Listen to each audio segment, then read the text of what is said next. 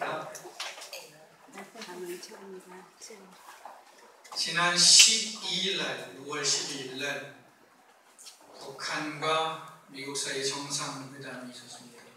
미국의 트럼프 대통령과 북한의 김정은 위원장이 싱가포르에서 만나서 회담을 했습니다.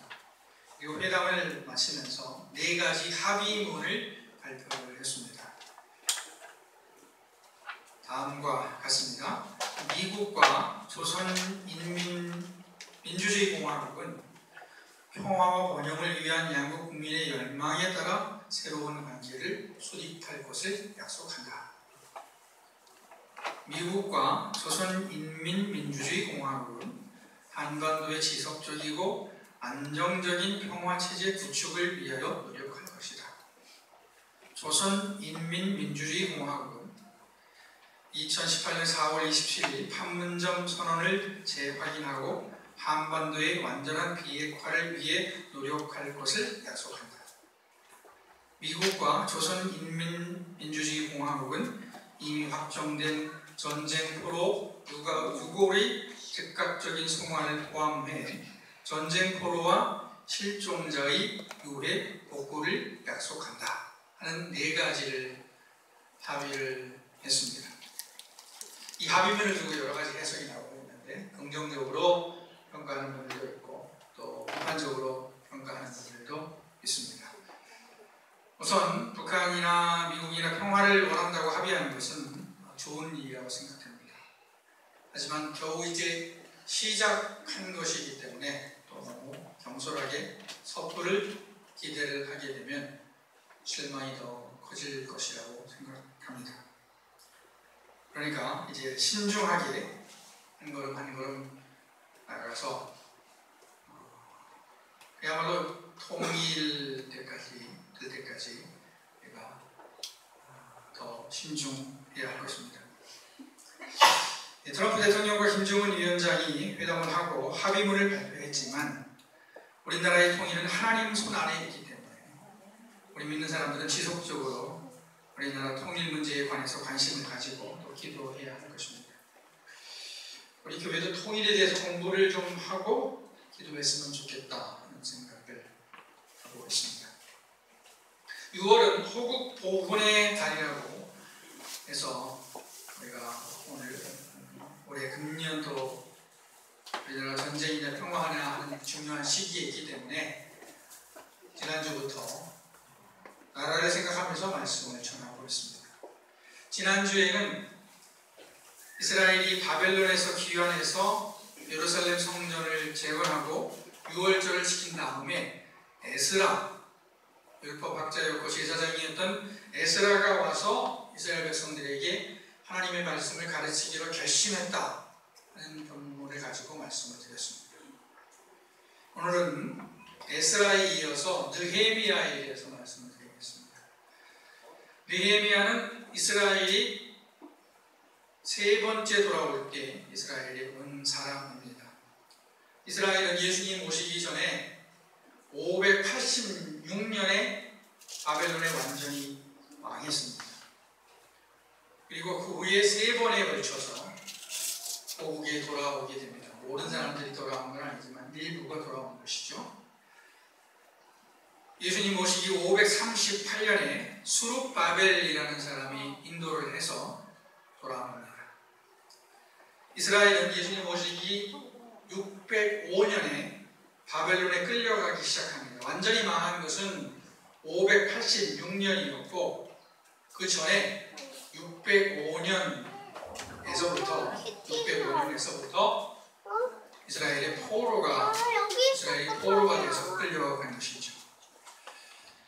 처음에 605년에 끌려갈 때 다니엘과 그의 친구들이 끌려갔습니다. 예레미야는 이스라엘이 이제 망하기 시작했을 때 예언을 했죠. 이스라엘이 망할 것이다 라고 예언을 했습니다. 물론 이스라엘 백성들은 안 망할 것이다 라고 얘기를 하면서 듣기 싫어했지만 예레미야는 바벨론에 항복하라, 이스라엘은 망할 것이다 라고 예언하면서 그러나 70년 만에 돌아오게 될 것이다 라고 예언을 했었습니다. 그런데 538년에 처음으로 돌아왔으니까 67년 만에 돌아온 건데요. 대강 70년이 되겠습니다. 이렇게 첫 번째로 돌아오고, 그 다음에 주전 458년, 그러니까 예수님 태어나시기 458년에 에스라의 지도하에 두 번째로 돌아옵니다. 그리고 주전 432년, 예수님 태어나시기 432년에 느헤미야의 지도하에 세 번째로 돌아오게 됩니다. 첫 번째로 이스라엘을 인도했던 스룹바벨은 와서 성전을 재건을 하고, 두 번째로 이스라엘을 인도했던 에스라는 이스라엘 백성들에게 율법을 가르치고, 세 번째로 돌아온 느헤미야는 와서 성벽을 재건하게 됩니다. 느헤미야서를 읽어보면 느헤미야가 어떤 사람이고 또 어떤 일을 했는지, 그리고 그 일의 의미는 무엇인지를 알 수가 있습니다. 그래서 몇 가지 정리를 해서 말씀드리겠습니다. 첫 번째, 느헤미야는 한마디로 멸망한 자기 조국 이스라엘을 매우 사랑한 사람이었습니다.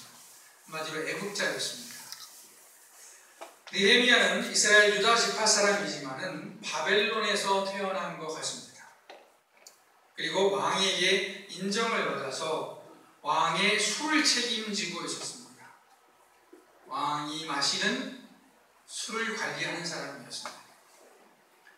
그러니까 느헤미야는 왕의 고위직 관리였습니다. 그렇다면 현실에 만족해서 자기 민족을 잊어버릴 수 있었겠죠.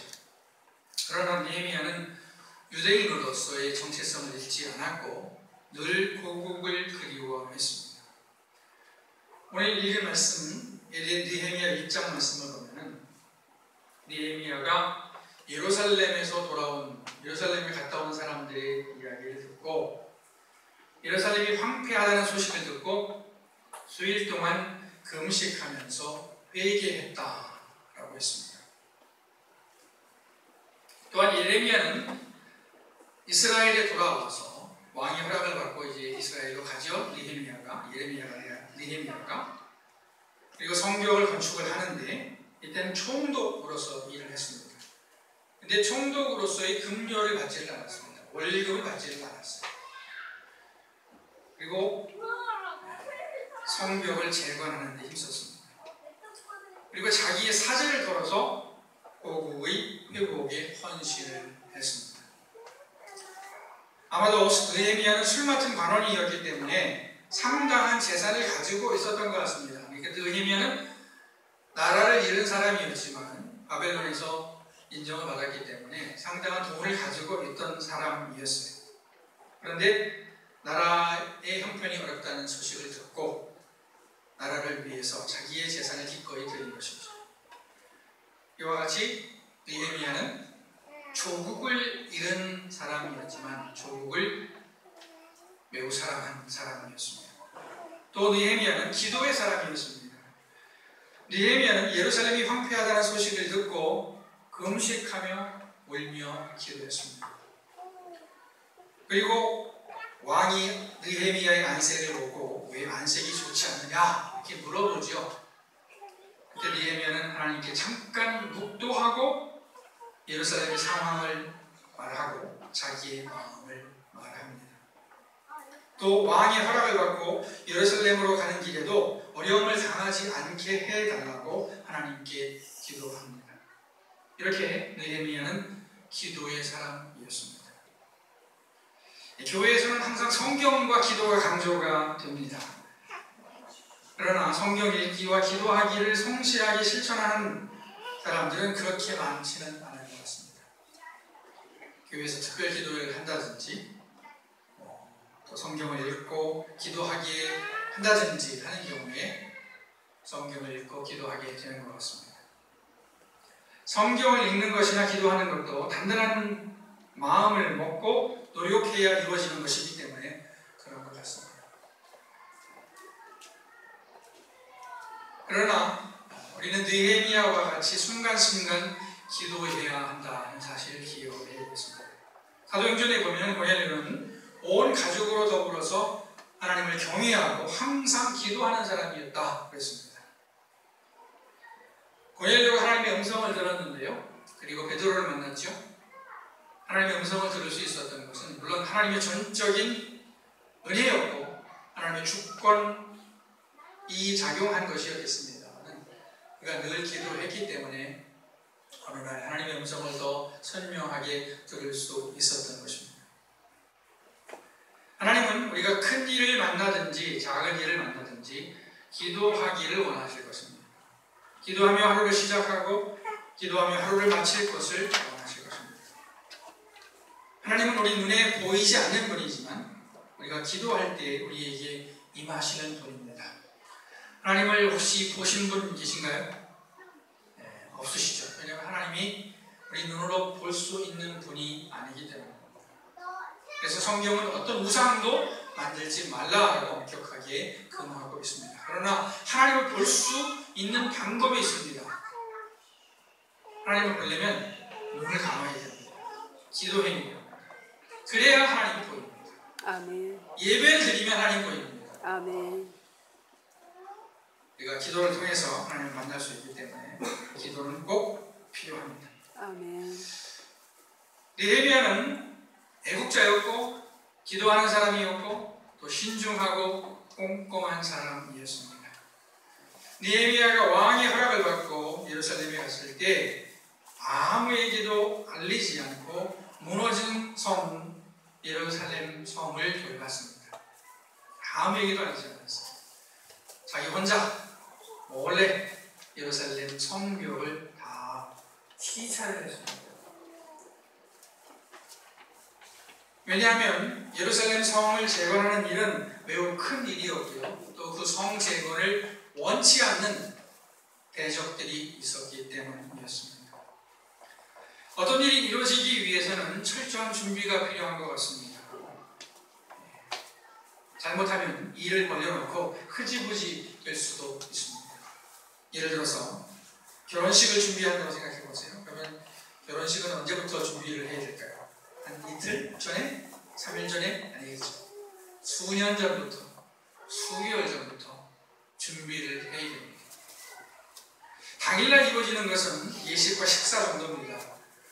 저도 어저께 아는 여기 동네 목사님 따님이 결혼한다고 해서 갔는데 예식이 1시에 있다고 해요. 1시에 있다고 해서 이 지용 목사님들하고 사모님들하고 같이 갔는데 그래서 미리 가서 밥을 먹고 가서 눈도장 찍고 그리고 왔어요. 목사님하고 인사를 하고 왔는데 당일날 예식은 뭐 예식하는 거 그 다음에 밥 먹는 거 그겁니다. 예. 우리나라 사람들에게 있어서 그 정도인데 그러나 그 일이 이루어지기 위해서는 많은 준비가 필요합니다. 결혼식 날 잡아야 되죠. 장소 잡아야 되죠. 청첩장 만들어야 되죠. 순서지 만들어야 되죠. 예복은 어떻게 해야 될지 생각해야지요. 사진도 찍어둬야 되죠. 음식은 어떻게 해야 될지 생각해야 되죠. 주례를 어떻게 해야 될지 생각해야 되죠. 축가는 누구에게 부탁을 해야 될지 생각을 해야 돼요. 살림장만 해야죠. 짐장만 해야죠. 준비해야 될 것들이 엄청나게 많습니다. 결혼식만큼은 아니더라도 일상적인 일들도 누군가 책임지고 누군가 준비하고 수고함으로써 이루어지게 됩니다. 교회 일도 마찬가지죠. 우리 교회가 규모가 작은 교회지만 우리 교회가 유지되고 운영되고 있는 것도 누군가 헌신하기 때문에 그렇습니다. 이 시간 예배 드리는 거, 요 1시간 예배 드리는 것이지만 주중에 청소하시고 기도하시고 또 예배 준비를 위해서 주보 만들고 설교 준비하고 찬양 준비하고 식사 준비해야 되고 모든 준비가 이루어진 다음에 예배가 이루어지는 것입니다. 느헤미야는 예루살렘에 와서 52일 만에 성벽을 완성을 했습니다. 혼자 한 것은 아니죠. 각자 돌아가면서 맡았어요. 다 책임을 맡았습니다. 유력자들이 자기 다 돈을 들여가면서 그 성벽을 완성하는 데 헌신을 했습니다. 아무리 사소한 일이라도 어떤 일이 이루어지기 위해서는 헌신된 사람들이 필요했는데 헌신되었다는 것은 그만큼 그 일에 신경을 쓰고 신중하게 추진했다 하는 뜻이 될 것입니다. 느헤미야는 헌신되었고 신중하게 일을 추진한 사람이었습니다. 느헤미야는 온갖 어려움과 싸워서 이긴 사람이었습니다. 느헤미야가 바사 왕의 허락을 받고 예루살렘에 와서 무너진 예루살렘 성벽을 재건하려고 할 때 반대하는 사람들이 있었습니다. 산발랏이라는 사람이 있었습니다. 그리고 도비아라는 사람이 있었습니다. 이 산발랏은 당시 사마리아의 총독이었다고 합니다. 그런데 사마리아 총독이 예루살렘도 관리를 했다고 해요. 또 도비아는 암몬 사람이었는데 이 사람도 당시 유력자로서 예루살렘에서 기득권을 행사하는 사람이었습니다. 그러다 보니까 자기들이 잡아놓은 질서가 있는데 이스라엘 사람들이 돌아와서 새 질서를 세우려고 하니까 옛 질서를 회복하려고 하니까 싫었던 거예요. 그래서 이 사람들은 성벽을 재건하는 것을 극구 말렸습니다. 재건하려고 할 때 조롱하고 위협하고 또 회유했습니다. 느헤미야는 성 건축을 반대하는 사람들의 위협에 대비하기 위해서 할 수 없이 무기를 들고 그것에 대비하도록 할 수밖에 없었습니다. 그러니까 이해하는 사람들도 있었고 또 무기를 들고 지키는 사람들도 있었습니다. 또 느헤미야는 자기를 따르는 사람들의 불만을 해소해야만 했습니다. 성을 쌓는 일을 하는데 아무래도 일꾼들에게 급료를 줄 수 없었던 형편이었던 것 같습니다. 말하자면 자원에서 봉사하는 것이었습니다. 개인적으로 돈이 있는 사람들은, 돈이 넉넉한 사람들은 나란 일이니까 자기 먹을 거 있으니까 가서 노역봉사하면 되겠죠. 그런데 돈이 없는 사람들은 불만을 제기할 수밖에 없었습니다. 그리고 이 와중에 부자들은 가난한 자들에게 이자를 받고 돈을 빌려 주었습니다. 그래서 느헤미야는 자기의 사재를 털어서 먹을 것을 제공을 했고 부자들에게는 이자를 받지 못하도록 절개를 했습니다. 살다 보면 선한 일을 하기가 나쁜 짓을 하는 것보다 훨씬 어렵다는 것을 알 수 있습니다. 선하고 의미 있는 일을 하면 모든 사람들이 도와주어야 하고 함께하여야 할 것 같지만 반대하는 사람도 있고 어려움이 있을 수 있습니다. 아니, 어려움이 있습니다. 따라서 아무리 선한 의도에서 선한 일을 한다 하더라도 결코 그 일이 쉽게 이루어질 것이라고 생각해서는 안 될 것입니다. 그리고 정말 그 일이 하나님의 일이고 의미 있는 일이라면 어떤 어려움이라도 인내하고 싸워야 할 것입니다. 장애물이 있다고 물러서면 아무리 선한 일이라도 결코 쉽게 이루어지지 않을 것입니다. 마지막으로 느헤미야는 솔직한 사람이었습니다. 느헤미야서를 보면 느헤미야가 하나님께 어떤 기도를 드렸는지 알 수 있는데 그 중에 재미있는 기도 내용이 나옵니다. 느헤미야가 3번에 걸쳐서 같은 기도를 드린 것 같은데요. 느헤미야는 뭐라고 하느냐면 하나님, 제가 나라를 위해서 민족을 위해서 이렇게 헌신했습니다. 그러니 저에게 복을 주세요 라고 기도를 합니다. 참 재밌는 기도죠? 예수님 말씀하기를 하나님 나라를 위해서 헌신을 해라. 그리고 상 받을 생각조차도 하지 말고 헌신을 해라. 그렇게 예수님 말씀하셨어요. 근데 느헤미야는 하나님, 제가 하나님의 일을 위해서 이렇게 헌신했습니다. 잘하지 않았습니까? 저에게 상을 좀 주세요 라고 기도를 한 것이죠. 그러니까 느헤미야를 보면 자기를 위해서 기도하는 것 나쁜 것만은 아닌 것 같아요. 예수님처럼 이렇게 고차원을 못 가져도 괜찮은 것 같습니다. 그래서 교회를 위해서 또 하나님 나라를 위해서 헌신한 여러분께서도 기도하실 때 하나님, 저에게 상을 좀 주세요 라고 기도를 하시기 바랍니다. 예, 상을 주시라고. 예. 왜냐하면 자격이 있잖아요. 하나님 상, 그런 기도 나쁘하지 않으실 것 같아요. 하나님은 느헤미야를 세우셔서 예루살렘 성을 재건하는 일을 하도록 하셨습니다. 그렇다면 이스라엘 백성들이 예루살렘 성전을 세우고 또 성을 재건한 일은 어떤 의미가 있습니까? 그것은 결국 신앙 회복이라는 의미가 있습니다. 신앙 회복이라는 의미가 있어요. 느헤미야 전에 예전에 북이스라엘에서 엘리야가 갈멜산에서 바알 선지자들과 아세라 선지자들을 제거하고 무너진 하나님의 제단을 다시 세운 적이 있습니다. 이 일의 의미는 우상 숭배로 깨어진 하나님과 이스라엘 백성의 관계가 회복되었다 하는 의미가 있습니다. 느헤미야가 한 일도 마찬가지입니다. 느헤미야가 예루살렘 성벽을 재건한 것은 단순히 어떤 토목 사업을 한 것도 아니고 이스라엘 민족이 자들의 주권을 회복한 것만도 아닙니다. 느헤미야가 예루살렘 성벽을 재건한 것은 그동안 깨어졌던 하나님과의 관계를 회복한다는 의미가 있었습니다. 느헤미야를 읽어보신 분들은 기억나실지 모르겠어요. 혹시 기억이 안 나시면 댁에 가셔서 오늘 한번 읽어보시기 바랍니다. 그러면 그런 의미가 있습니다. 이스라엘이 예루살렘 성벽을 재건한 후에 이스라엘은 모여서 집회를 갖고 하나님의 말씀을 배웁니다. 그리고 자기들의 죄를 깨닫고 하나님과의 언약을 갱신합니다. 새롭게 합니다. 이것이 성경이 말하는 제일 중요한 점입니다. 중요한 것은 하나님과의 관계였습니다. 느헤미야가 한 일의 가장 큰 의미는 바로 하나님과 이스라엘의 관계를 회복시켰다 하는 것입니다. 오늘 느헤미야에 대해서 말씀드리기 전에 북미 정상회담 합의문을 말씀드렸습니다. 이 합의문에서 북미는 평화를 위해서 노력하겠다라고 다짐을 했습니다. 그리고 우리나라 사람들은 모두 남북이 평화적으로 통일되기를 바라고 있습니다. 북미 정상회담을 평가절하하는 사람들이라도 이 마음만은 같을 것입니다.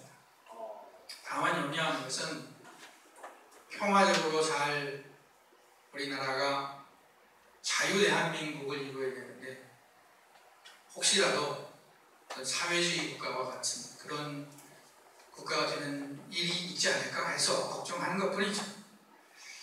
그런데 우리 그리스도인들은 통일 문제를 생각할 때 단지 사람들 사이의 문제로만 생각하지 말아야 됩니다. 아무리 우리나라가 평화적으로 통일이 되고 남북이 경제적으로 번영을 한다 하더라도 하나님과의 관계가 어그러진다면 아무런 의미가 없습니다. 제일 중요한 것은 하나님과의 관계 회복입니다. 우리나라의 제일 큰 과제는 남북의 평화적 통일입니다. 그전에는 해방이었죠. 근데 지금은 통일이에요. 그러나 그보다 더 큰 과제는 하나님과의 관계 회복입니다. 아멘.